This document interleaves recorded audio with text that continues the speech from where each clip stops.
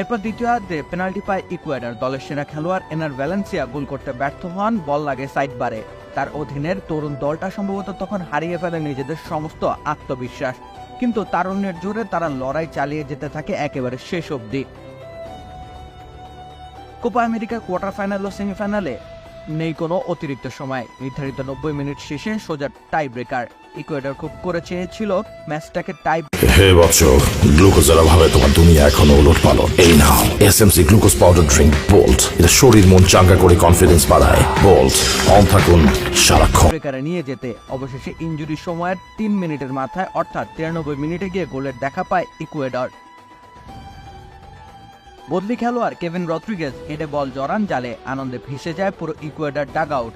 কিন্তু সে একটি গোলই যে তাদের দুঃখের তিক্ততা বাড়িয়েছে শেষ অবধি, কেননা টাই ব্রেকারে যে এমিলিয়ানো মার্টিনেজ নামক এক বিরল প্রজাতির গোলরক্ষক ছিলেন